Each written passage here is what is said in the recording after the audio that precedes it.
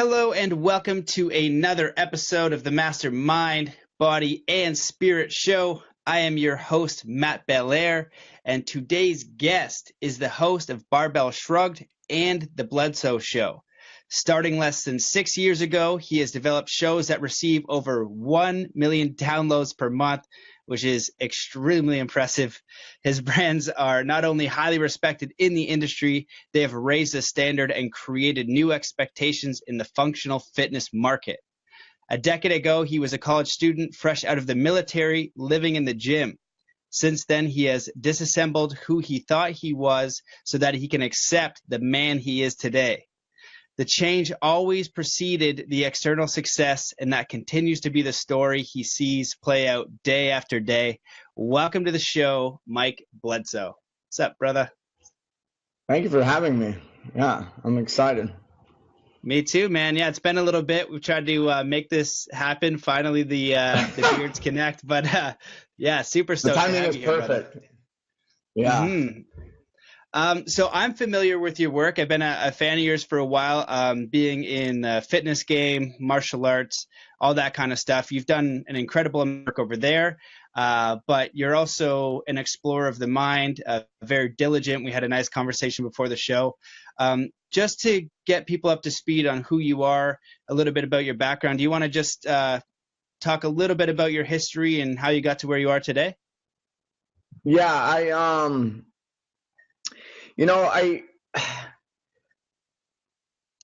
I was always an explorer when I was younger, and then I put a lot of that away when I joined the military. I joined the military, and I put a lot of the internal searching away. And by getting in the military, that's when I really got into more of the fitness game, the functional fitness game, and I ended up going to 1 second, please.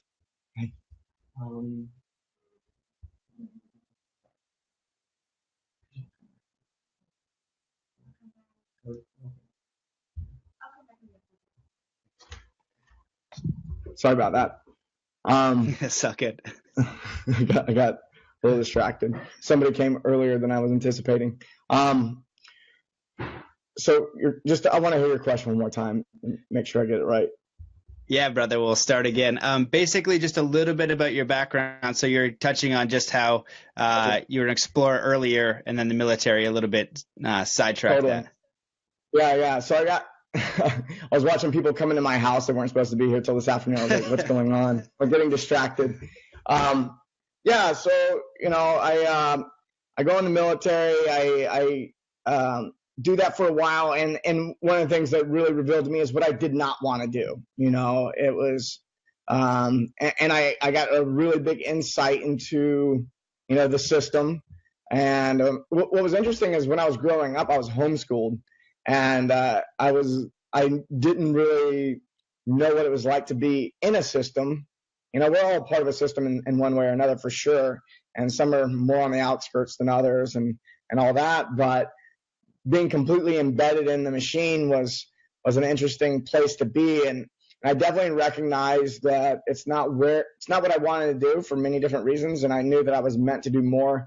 And so I got out, and I had no idea what I was going to do. I go to school, and I start with a business degree, and I'm halfway through the semester of this business degree. I'm just like, this is pointless. It's not connecting for me. It's not my thing.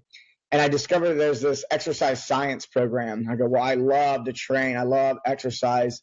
I would love to just study that more deeply. So I go over there and I do that program. And I had a little resistance to doing that. And part of it was, I remember my dad, when I was in high school, I always loved to train. And he always, he told me a lot, you can't make money working out. And because that was, he was encouraging me to learn a skill or something like that. I'm like, I don't know, there's nothing that really interests me more than that. And so when I chose to study that as my potential career, it was a little frightening, because I had that voice running in the background going, this may be a dead end. And so I did it anyway because I couldn't stop myself.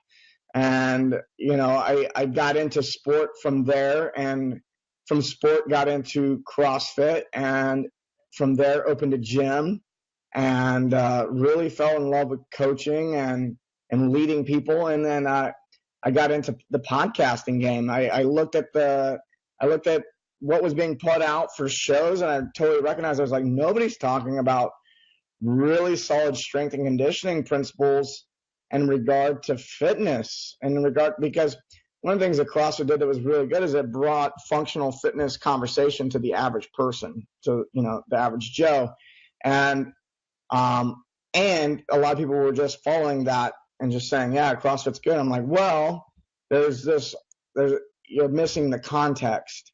And so bringing that strength and conditioning context to the functional fitness, scene was really fun for us. Still really fun for me. And, we do the show Barbell Shrugged every week, and it's been a journey doing that show. I went from living in Memphis, Tennessee, where, my circle was small, and the people, I was interacting with the same people all the time, and that was cool. But then when I started doing the show and I started traveling and I started going to some business conferences too, and when I had the context, in college when I studied business, I didn't get it. But now I go and, just yesterday I was at a mastermind conference where I was learning stuff. But because I had a clear context and application of it, I'm now in love with, studying it. And I think the same thing happened with fitness, and having the context and application is really huge. And through doing that show, I got to get involved with people who were doing really cool things in business.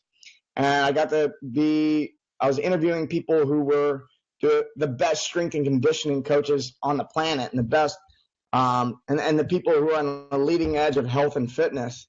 And that repeated exposure to people who had cleared out all their bullshit and they knew what they were here to do. And it was a different type of person I was interacting with very, very regularly, on the weekly, if not daily. And it started to really expose to me I was like, oh, I can do more. It really raised my own vibration. And then I was about 2 years into doing the show, and I started to more consciously choose to not hang out with certain people and spend more time with a different type of person.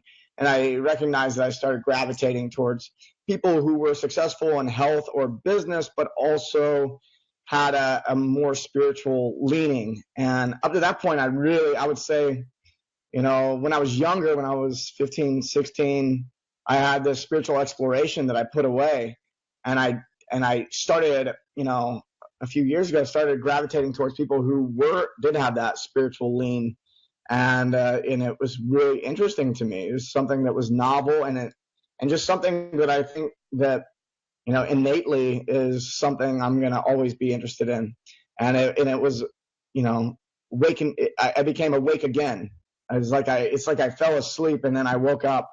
And I remembered who I was, and through a series of events and, using things like plant medicines as well, just getting to a place where, I can say it's only been about 3 to 4 years that I really started digging in and doing the work. And, we were talking about before the show, I used to be a big skeptic on everything. And I look at science, and with the things that I know that everyone can agree on, I may not have looked at all of it, but I've looked at a lot of it, and I've implemented a lot of it. And I go, okay, so what's next? So, well, what's next is the thing that science hasn't created a lot of evidence around yet. Okay, well, we got to start playing in that field. And so, and that's where I'm at now, is I am looking at things that are not commonly accepted, and I'm trying to surround myself with people who are innovators. And then for myself, there's a lot of, traveling within, I've done a lot of world traveling, but some of the most, fantastic experiences and the biggest things I've ever learned is just from going and doing the internal work and having the internal journey. And, that's where I am. That's who I am, I guess. And it's so crazy. I just keep uncovering more, and it's like every day that goes by, I'm more excited because look at what I've discovered now, and it gets better every day. So tomorrow is going to be awesome too. So it's just incredible. That's awesome, man. Yeah, I love that. Well, it's interesting because, you go through just like you said, you're awake and exploring, you go into the military, you pop out, you start doing this podcast. And I think for me, what that shows is that, the effect of the people that you have around you and the conversations you're having, if you're always at the same bar with the same group of friends, with the same limiting beliefs, for me, one of the most powerful things you can do is just get your butt up and move to an environment that's going to support who you actually are. So for me, the second that I could, be done with education system, I just wanted to snowboard. And so I went to the best place in Canada that you can snowboard, which is in Whistler. And, I learned a lot about outdoors, a lot about snowboarding, a lot about things that inspired me, a lot about being an athlete, a lot about drinking beer. But so, if you can change your environment, it's really going to have a massive effect on who you are. So I guess my first question with this transition, like you're going through the health side of things, do you have maybe some generic, or not generic, but like key fundamentals to somebody who you noticed in sport, or not sport, in athletics, that had, the whole package? Like sometimes you could have, a CrossFit champion, but they're not balanced over here. Do you know what I mean? Like what for you were key fundamentals of success in athletics and strength and business? Man, it's hard for me to say. I don't think I actually did balance them well for the longest time. And I'm finding more harmony in my life now than I had previously in regard to, balancing between, training and all that, and home life and work. And I see a lot of other people. I actually don't see very many people doing it well, and that are able to just crush it across the board. I don't know any. The only thing I know is when athletes retire and then they get their life back, type of thing. I don't know anyone who's like a top performer that isn't sacrificing something else. Is that what you're getting at? Well, a little bit more, I guess, like let's say like mindset or like fundamentals for, let's say someone's listening to this and they want to have more health and fitness in their life, but also like the mindset fundamentals of the people and things like that, like something that they can incorporate to basically have a little bit better health, fitness, mindset, success, all that kind of fun stuff. Right. The thing that I keep coming back to, and this has been my journey, and I see so many people struggle with getting the result they want. Like, I'm not as fit as I want to be. I don't look like I want to look. I don't feel like I want to feel. And for me, I made the biggest. It's so funny. I've been in the fitness industry for so long, and just even a year and a half ago, 6 months ago, I keep pulling back new layers of self-love and loving myself for exactly who I am, having a lot of gratitude for who I am now, and also having a lot of compassion for my previous self. And I think that the more compassion that I practice on myself, the easier it is to make healthy choices. I feel the best I've ever felt. I feel the strongest I've ever felt. I'm 35, and my body feels better than when I was 17. And I'm very athletic. Next week I'll be running a Spartan Beast, and up in Tahoe the World Championships. And if I want to go weightlift, I can go weightlift. I could say I'm about 85% of the strength I used to be at, but I'm so much happier and I feel so much better. And I spend way less time in the gym.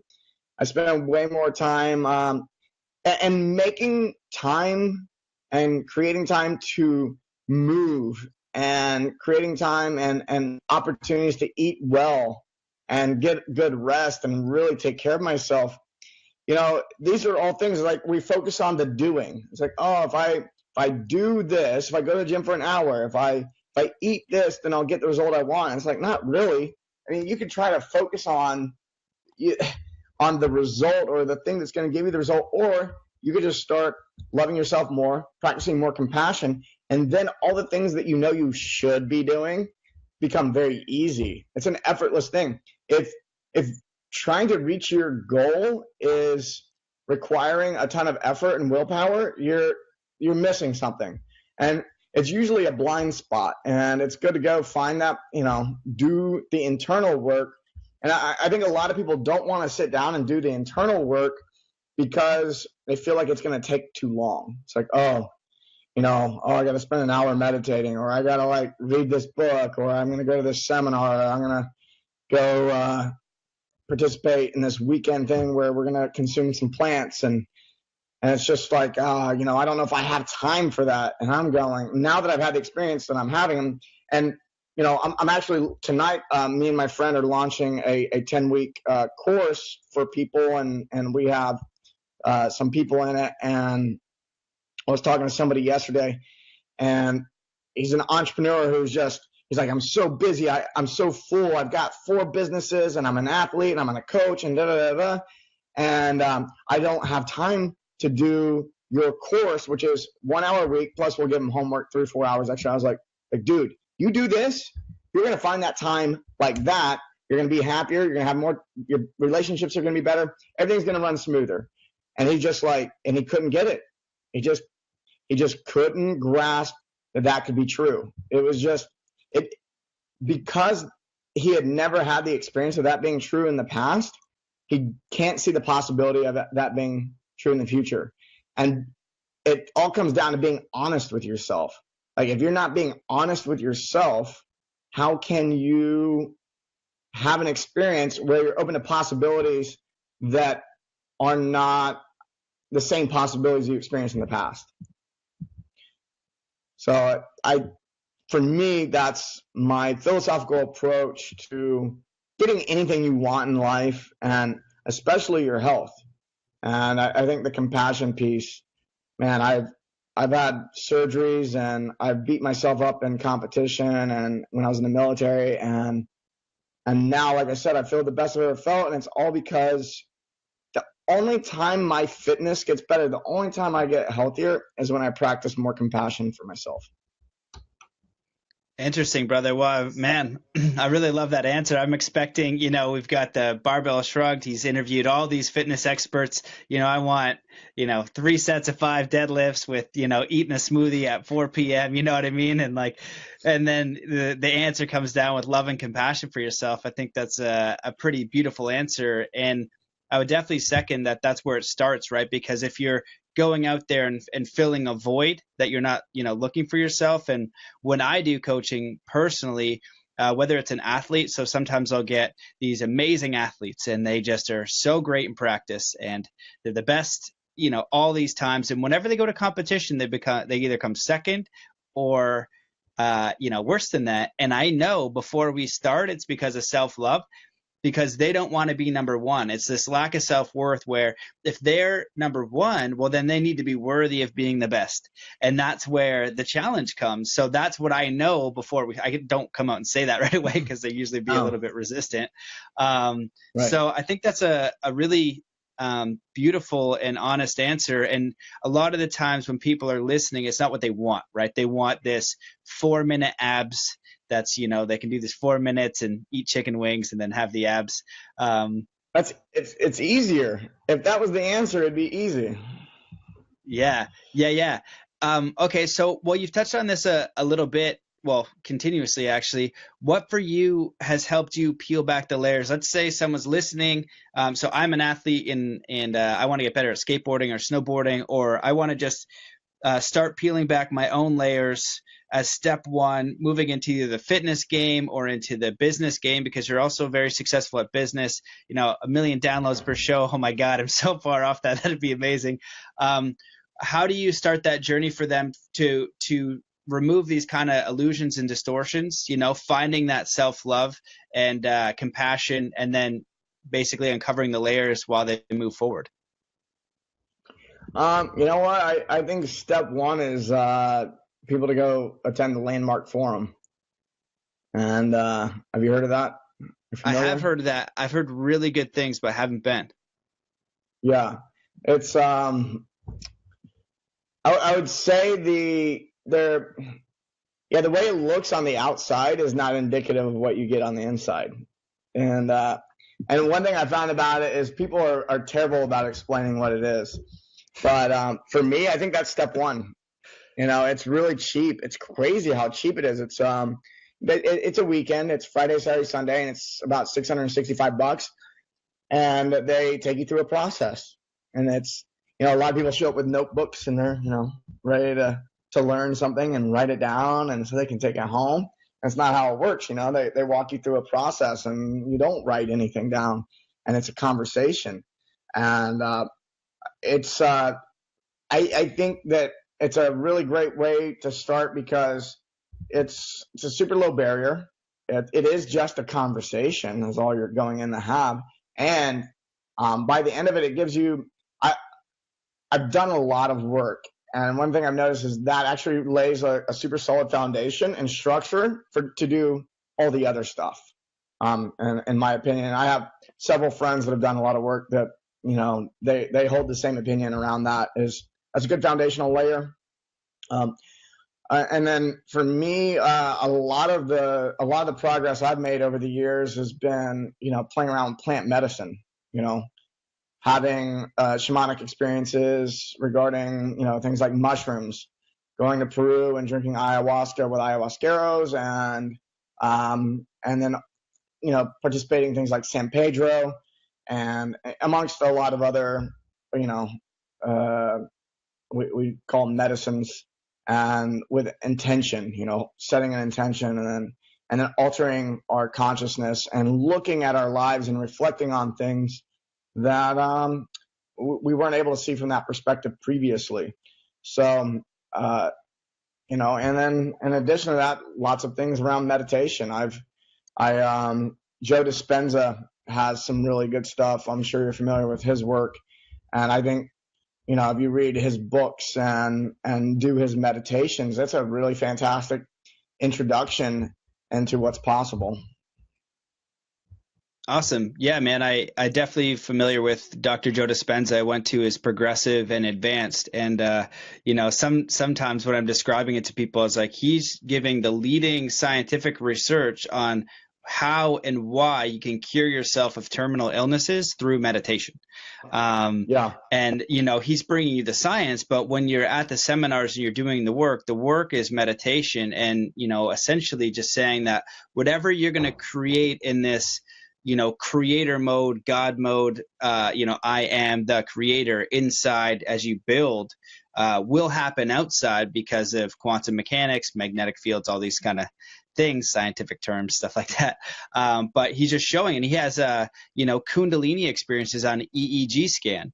And, before his work, it was like maybe a few hundred microvolts of electric charge. And now he has it in a million microvolts electric charge. And I remember talking to people because he has a pineal gland activation meditation. And that's when DMT activates from your pineal gland, dimethyltryptamine, which I have done through yogic breathing. And I have experienced through ayahuasca and through different things. But that's where kind of, when we were talking before the podcast, and where things will go from 2D to like what you think, and this is real, and there's no chance that this exists. And then it gives you a whole nother layer that just explodes your base on what you were on. And so now things become a lot more possible, and and you realize you get to this point of, you don't know anything, I had a friend who listens to the podcast all the time, and he's just like, what he says over at his house, he's like, I finally understand, like, the more you know, the less you really know you don't know shit.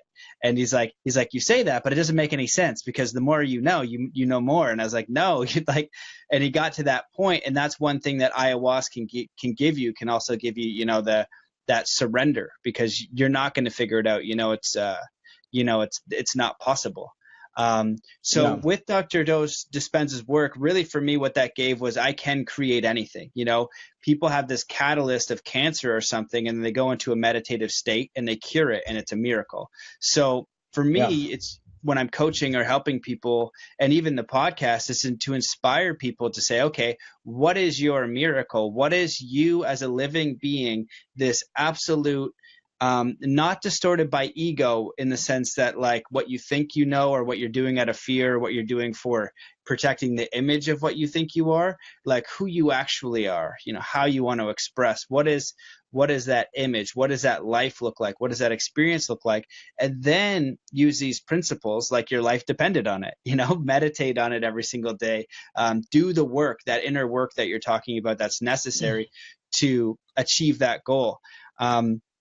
So for me, that's kind of how I see his work. For you going and having plant medicines and all this stuff, and you're having success in your life, what are you shooting for now? Like, what excites you about life? How are you implementing these tools? And I guess if I add a third question to my rant, it's when you're helping someone one-on-one, what are some of the things you want to help them discover? And, that's helped you on your journey. Yeah, I think, and I'm continually refining this for myself, and this is what I want people to have before I work with somebody. I have athletes who they're like, let's get started, and I'm like, okay, and they think I'm gonna pull out like okay, I want you to go to the gym and I want you to do these tests, and then you're gonna give me the results of these tests, and I'm gonna give you a program, and then but first it's like, all right, I'm gonna journal, and then you got 1 week. And every day I want you to journal about why you're doing what you're doing. It's like, they're like, huh? It's like, yeah, we can't get started until you know why the fuck you're doing what you're doing. Like, we'll get 2 months in and then you'll quit, or you'll start missing days, or you won't eat the way you're supposed to eat, or because you don't know why you're doing this. And the majority of the time, that's where the relationship ends. And they go, oh. And the realization is I'm wanting to get better at this thing, not for me. It's to impress other people. I want to look good. And once they realize that, they ditch it and they go find themselves. And that's great. But then some people will go, wow, I am supposed to be an athlete. I'm supposed to like really pursue this thing. And they are able to train consistently and with intention and be present in their training sessions and creating that presence from moment to moment and being present to what's possible. And that's what I am excited about for myself moving forward as well. Is, I go through cycles where I went through a cycle this past summer where I felt like nothing mattered. I was like, I think I've identified about a 3-year cycle for myself where I get to a place where I realize that everything I've achieved at this point is meaningless, and anytime I've tortured myself, that was just dumb. And then I go, well, what's my purpose right now? And I go, man, if what I've been doing the last 3 years is pointless and meaningless, then what's that mean about my future? And what that means about my future is that it's wide open and everything's possible, and I can assign meaning to whatever I want it to be. And for me, the conversation I'm in with myself right now is, and I'm actually getting some traction, but it's good to do this every once in a while, is go, man, everything I've done at this point, that's not who I am anymore. I'm not that person who's offering this thing, and I'm not building my business this way, and I'm not training this way anymore. And it takes some time to shake off the residue of who you were and, the echoes and that come in, like, oh, I'm a changed person. I'm different than I was yesterday. And then somebody comes into your life and starts treating you the way you were. And there's a part of you that wants to behave in the way they expect you to behave. And you go, whoa, no, this doesn't feel good. And they're going to be a little, shocked by it because you're not meeting their expectations. And you just have to reestablish a new relationship and maybe even have a conversation.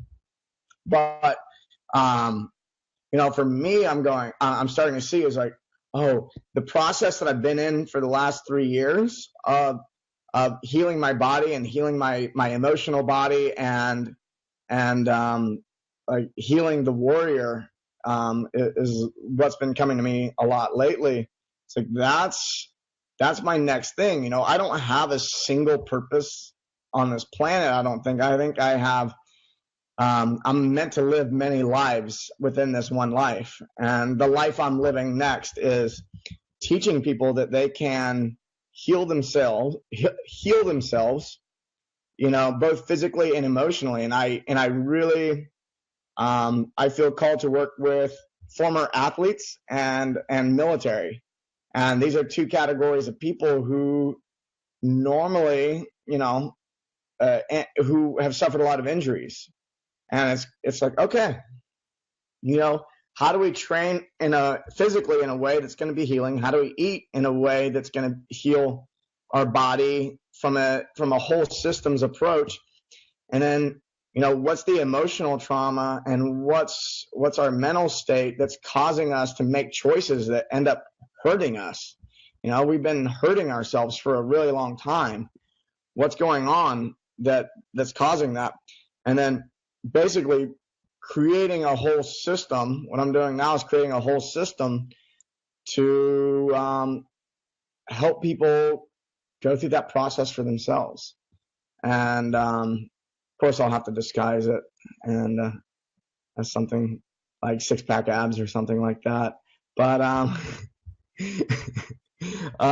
no, it won't be that much of a disguise. But it, you know, that's, you know, I've gone through a process this summer where I felt like everything was meaningless. I had no idea what I was going to do next. All I knew is I couldn't keep doing the thing I am doing, and I've got to do something new. And then it wasn't until I completely let go of the thing I was doing and the thing that made me comfortable and the thing that made me money and so on and so forth. Not until I let go of that completely and go, okay, I'm going to trust that when I step out into the void, that the next stone will appear out in front of me and I'll step into it and it's going to be a fucking blast. And yeah, that's what's happening. And I don't know if I answered your question, but I definitely went on a rant that I think people are going to enjoy. I love it, dude. No, it's awesome because like, you know, I'm always, I kind of have an idea of where you're going to go and then it shoots over here and it's always very wonderful, but it gets to the point, like you touched on really important fundamentals that are necessary, right? Like the power of letting go and literally, you know, you're talking about getting clear on your why. What are you doing? And you're not going to be able to build from a space of authenticity and who you truly are if there's fragments of hurt, ego, and doing it so you look cool, right? All those kind of stuff. You can't build out until you get really, really clear.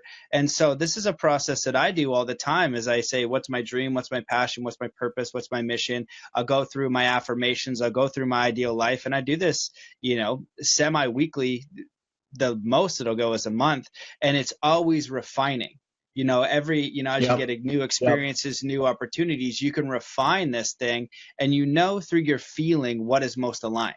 And as we can continue to hunker in, I get really, really clear. But most people, let's say when we're talking about either the fitness person doing it to be, you know, to have abs to impress people, or the actor, actress that's going out there to look super cool so people like them and they get the likes and they're on TV and all that kind of stuff.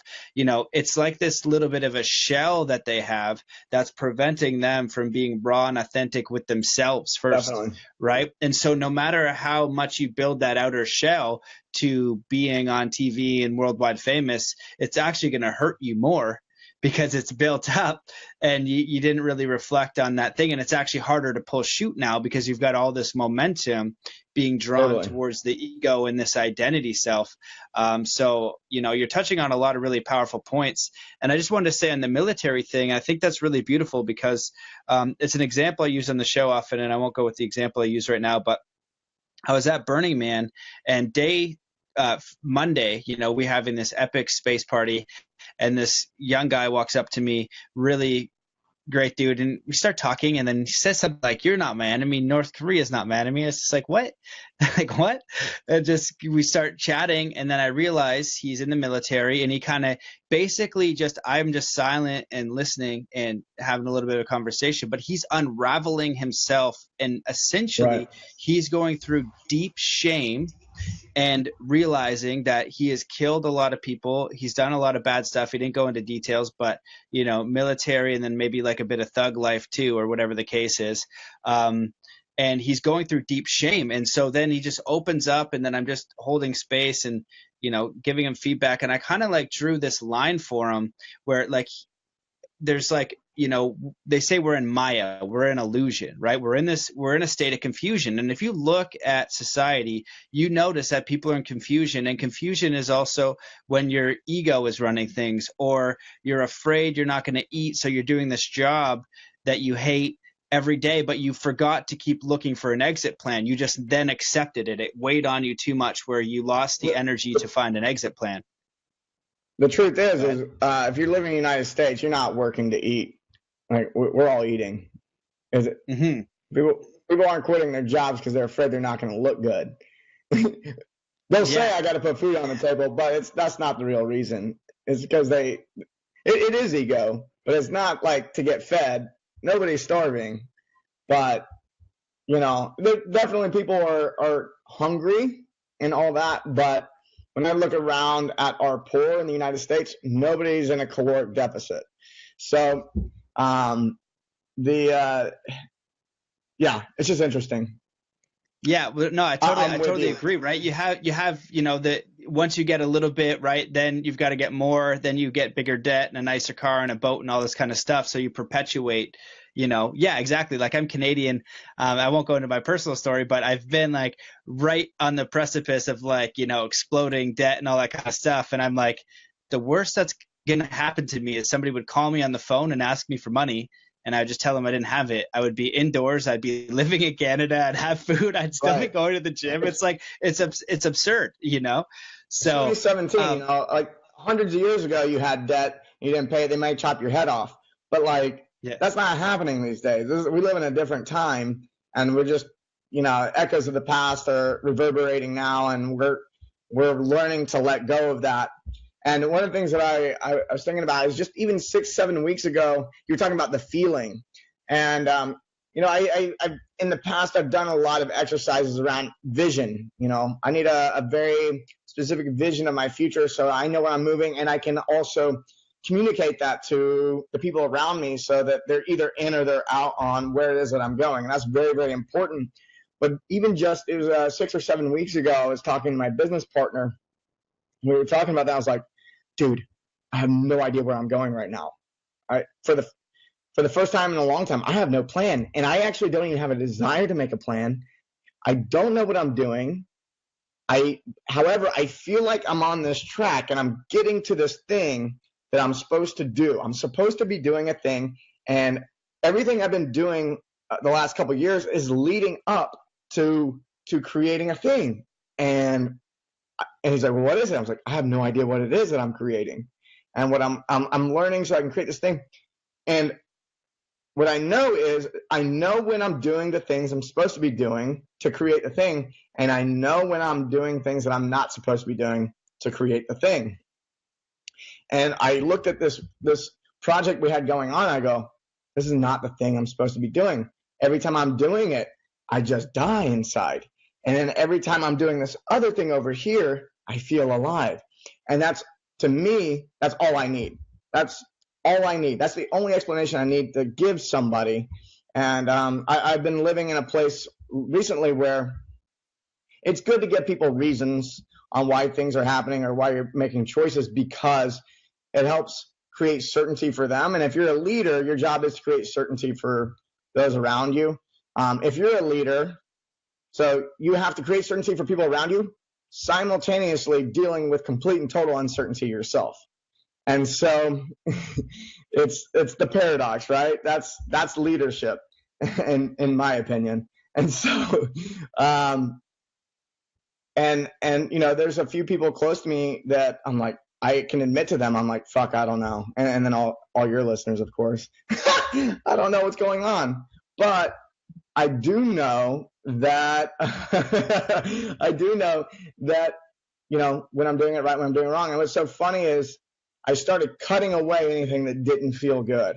It's like, when I'm doing this is pulling the energy out of me. Cut it away, cut it away, cut it away. And I've cut enough away that I'm starting to get a glimpse of where I'm going.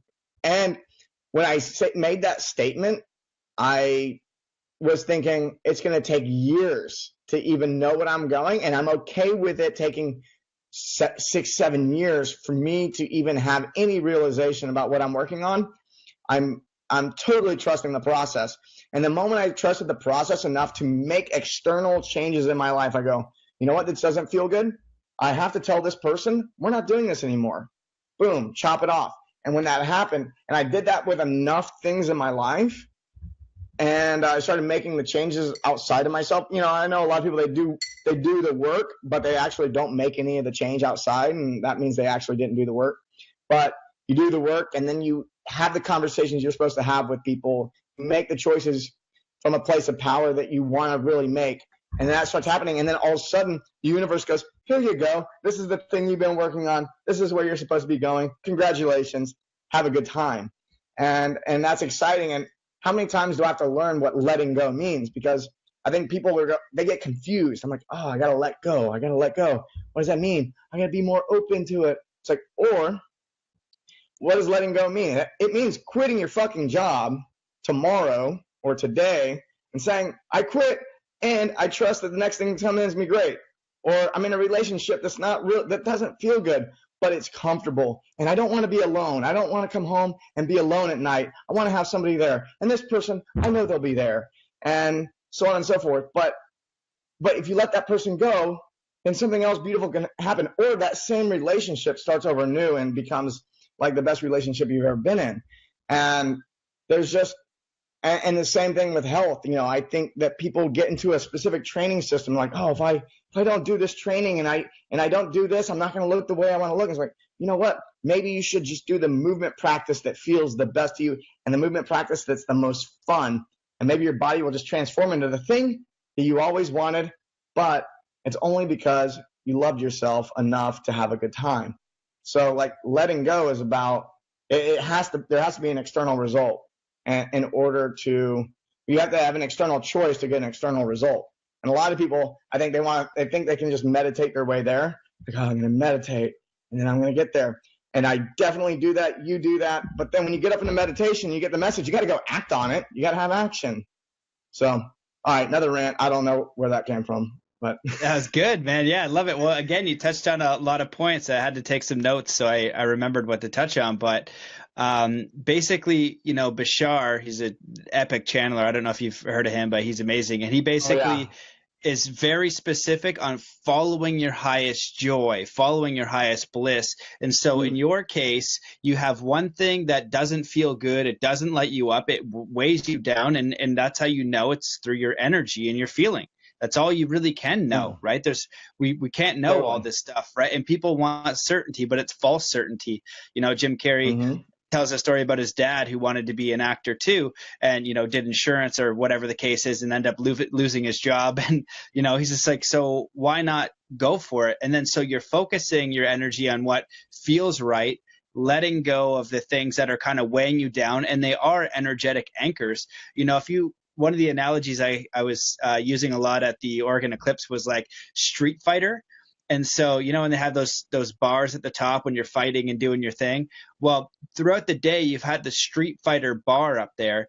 And wherever you're putting your attention, energy, focus throughout the day, whether it's a project or a job, or doesn't matter what the case is, you're using your energy. And the heavier it feels, the more energy it's sucking from you. And that's like energetic, like suction, but when I'm working on the podcast, like right now, or doing things that I love, or skateboarding, I'm lit up, I'm getting energy. And so I'm actually emitting energy to the field, and I'm receiving energy from the field, and it feels freaking great.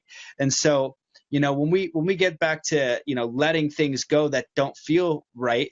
And I love that you're just like, take the plunge, because I'll say it too, where we're more infinite and powerful and capable and connected than we give ourselves credit for, and we get stuck in this false security that sucks our energy, and we hate it.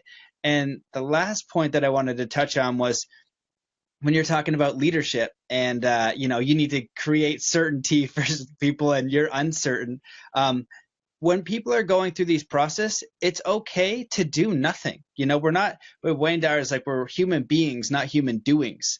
And so it's totally cool just to sit down for like a month or 6 months or a year or 2 years, even if you need to sort out your head and just sit in the forest or surf or skate or snowboard or do something that fills you up and live simply until the messages start to come in and still you let go of all that stuff.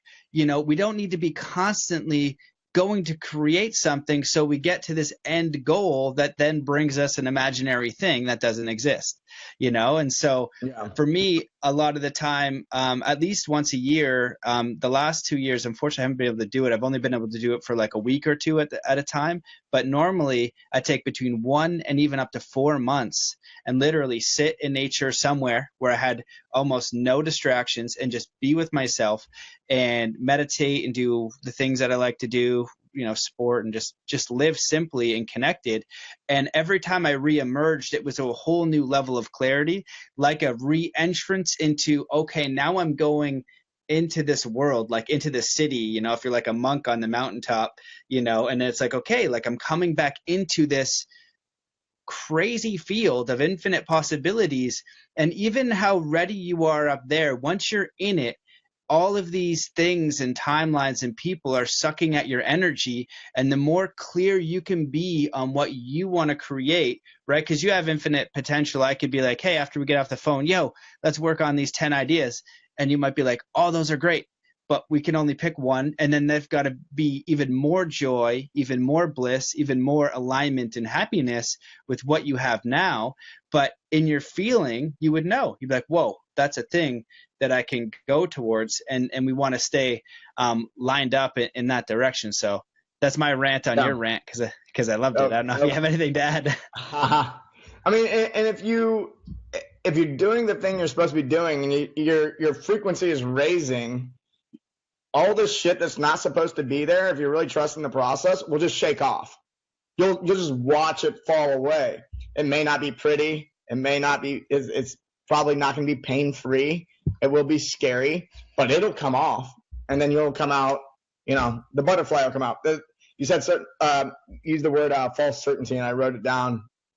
And this is something my leadership coach taught me. His name is Brian Franklin. And he always said that a good leader generates hope.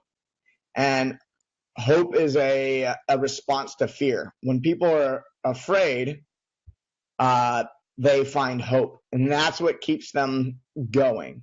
And a good leader creates hope for people. And I was talking about the certainty piece.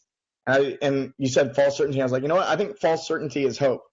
And it's almost like a leader has to give people a false hope to just give them a direction to go, because the leader knows, if they have enough experience, that you're not actually going where you say you're going.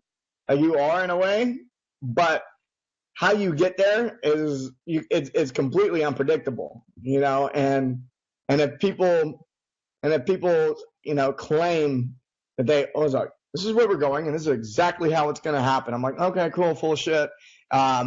Nobody knows how they're getting anywhere. And if they think they know where they're going, I'm not following you. That's just terrifying, because that's just a recipe for disaster. Yeah. And what is like, as we go down this road, it's, you are certain, like in a certain, with your life, you can be certain that you're not stoked. A lot of people are very certain that they are not pleased with their reality. So if that's a certainty, then you have to basically make the first move, because the universe and the trust and the surrender and the magic and the serendipity and all that kind of stuff can't come unless you basically pull a chute and say, okay, I trust you. You can't like trust in the mind, like, oh, going to meditate, into this. It's like, no, your body's telling you hate it. You hate it. You're certain of this. So take the plunge. And then you free up all of this energy. all of this baggage, all this weight now you have to figure out how to make money, how to get into an environment you want. You're now forced to figure out everything that you want.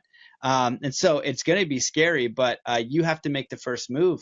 And, you know, if you're certain that your life is not great, then why not? You know, at least it's going to be change. And the other thing, I have a really good friend of mine, Sean.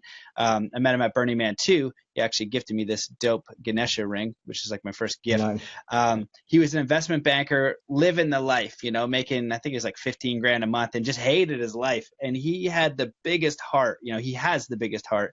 And all I was saying to him at Burning Man was just like, you know, man, like, you don't like it, you could just like do something else. And like he couldn't wrap his brain around that, you know, he couldn't fathom that. And when he took the leap, when he did it, he freed up all this energy, and the matrix and the world will always take you back. Every second of every day, you can get a job that's the exact same. Trust me, it will be waiting for you. And he ended up traveling for 3 years and going back just to stack up cash, but he's going to shoot again. You know what I mean? It's like it's a strategic duffel bag of cash move, you know, and then back out again, which is a different story. But, you know, to go full circle back to this military guy that I was talking about, because I wanted to touch on that point, but he's now woken up, had all this trauma, and I drew a line in the sand and was basically like, because he's going through shame, and he really was challenged with all the stuff that he had done. And ayahuasca, you know, if ayahuasca is going to do that for you, and go through what his actions did, what he was doing.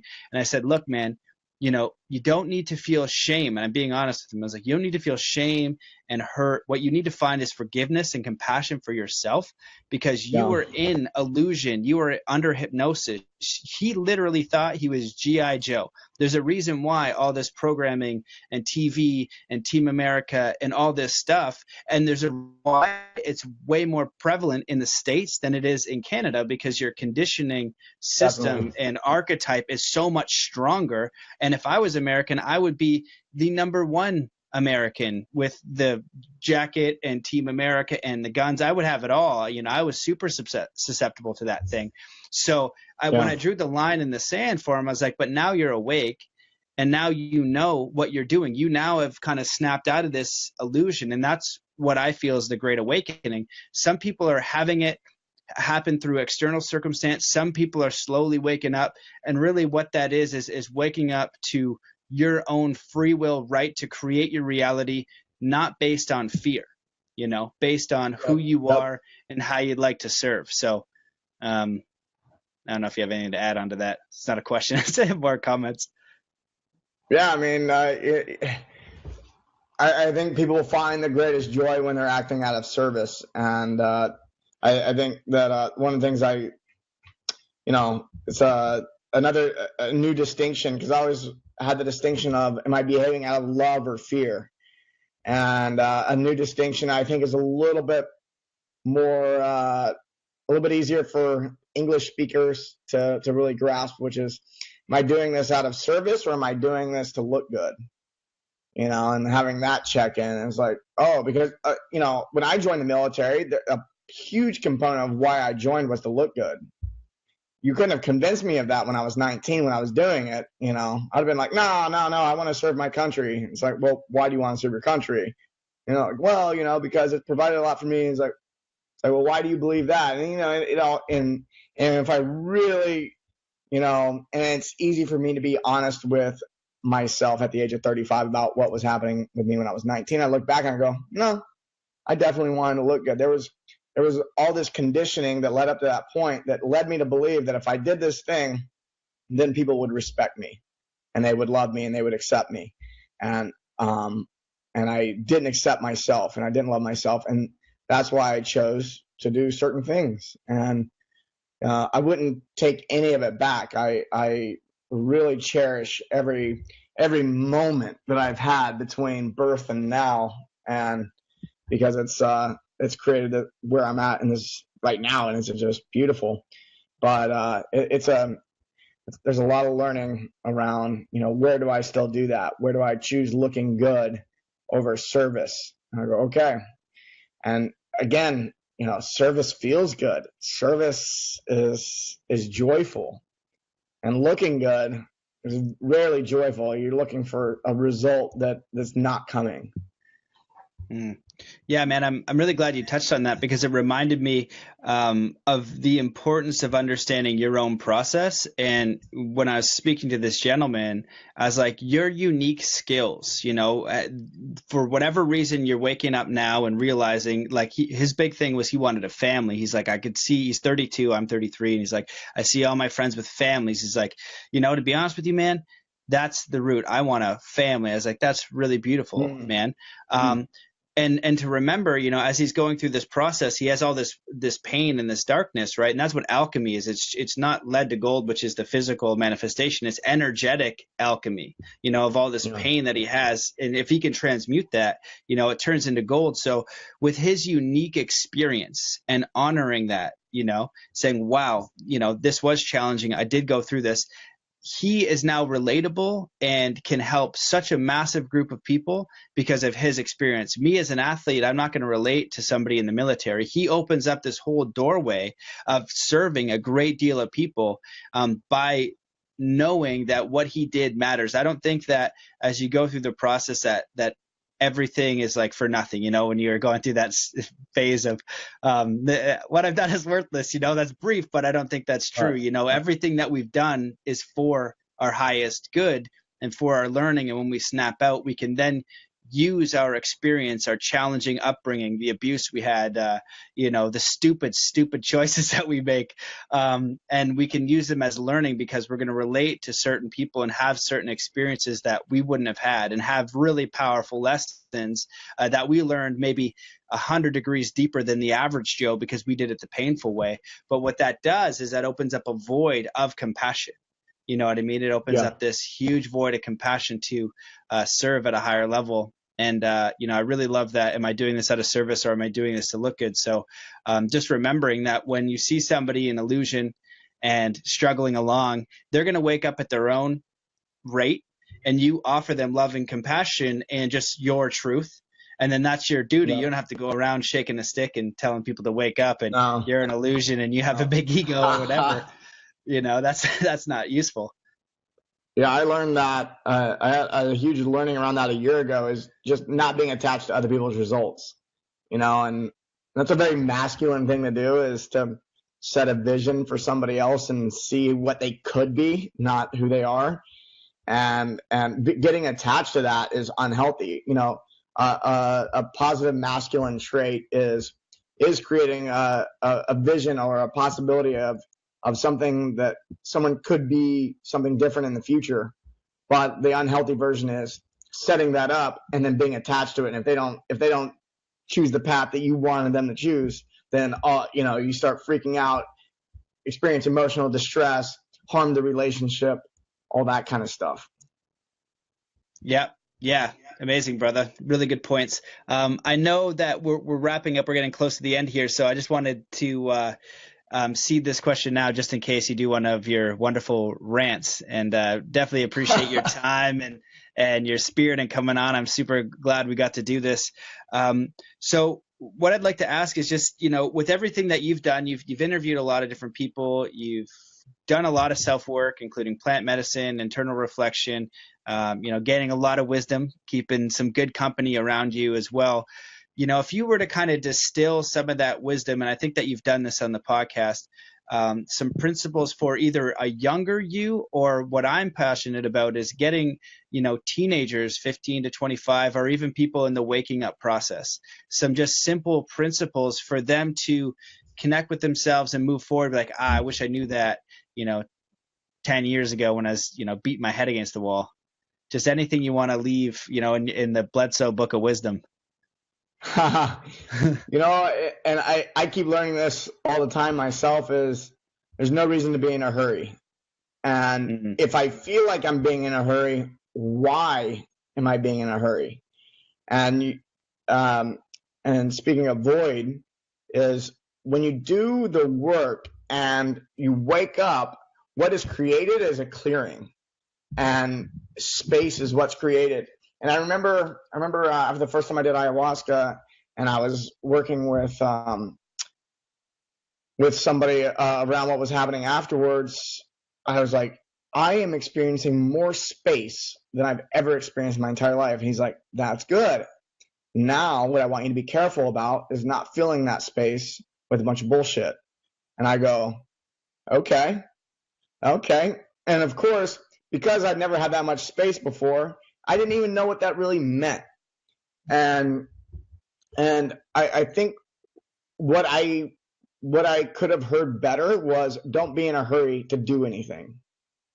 And don't feel like you actually need to take, like when you create space, you do need to take action that is in alignment with what it is you're supposed to be doing.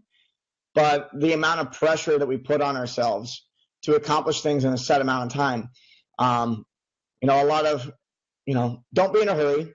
If you feel like you're in a rush, ask yourself why, and be patient. When you create a void, when you create clearings, which will happen, be happy with the space that exists and just live in that space. And it's going to feel wrong. When you create new space, it feels wrong because you've never had it before. And when you're having an experience you've never had before, a lot of times it's there's that feeling of uncertainty, and fear can come up and go, oh, but what if, or if this, or and all that. And I think it's really good to go, okay, let's chill out and wait for what's the best thing. And one of the things that helped teach me this is creating that space, filling it with bullshit, and then repeating some of the same mistakes I had made previously because I was in a hurry, because I wanted to feel comfortable. So if you're experiencing, if you create space and then there's discomfort, you're doing it right. I'll leave with that. Awesome, man. Yeah, I love that. What that kind of brings up for me is just kind of like the busy mind syndrome. We sometimes can feel uncomfortable in silence. And when we're sitting there doing nothing and we've created space, what our ego and our identity and cultural conditioning and all that kind of stuff is jumping in to tell you is like, you got to get your butt up and, go do this task and go achieve that and do 20 push-ups and whatever the case is, to go get something, where the body is just in a state of peace. And that's not actually true. And when with that space is like the mental space too, through Dr. Joe's work, he says we have 70 to 90,000 thoughts a day. That's part of that space. And most of those freaking thoughts are negative, and most of them are repeated. And so, when we're taking that time and we just filter it out through practice, we're more mindful when those thoughts are coming in. It's just like, Matt, you suck. Or, even online, it's just like, somebody telling me, Matt, you suck. I'm like, oh man, that's sad. And then, I see that and it comes in my space, and it, you deal with it, but at least now you're more aware of that, and you've given yourself the space, but you now know the difference. The difference between sitting in presence and peace and focusing on what you want, and when you're just running around being busy because you're just doing it because it's autopilot, or you've got nothing to do, or it's more comfortable. And so, yeah, really, really powerful stuff. So, brother, thank you so much. It's been a privilege. It's been an honor. I definitely invite everyone to check out your podcasts, both of them. Where can people, they want to learn more about you, they want to check out your course that's coming up, which I haven't done it, but I bet you it's going to be awesome stuff, because we just spent an hour and a half. And, for me, I can definitely realize legit teachers, people who are humble, but they know their stuff and they're working through their stuff. And they're just like, it's I'm going to help you through. I haven't sorted it all out, but these things have helped, and we can, I'll probably go through it right along with you. There's no end goal. Absolutely. So where can people find out more about that? We actually start it tonight, so if someone wanted to sign up, they should probably do it in the next hour. But because once it starts, it's a closed group, and I actually don't know if I'll offer that specific course again, but I will be offering things in the future. You can keep up with me with things at barbellshrugged.com, thebledsoeshow.com. Follow me on Instagram, Mike_Bledsoe. And if you follow me on social media, Twitter, Instagram, Facebook. I'm putting stuff out all the time and making announcements. So cool, man. Thank you for having me. Yeah, brother. It was a real pleasure. Well, thanks everybody for watching, and thank you, brother. It was amazing, and we'll catch you in the next episode. Peace.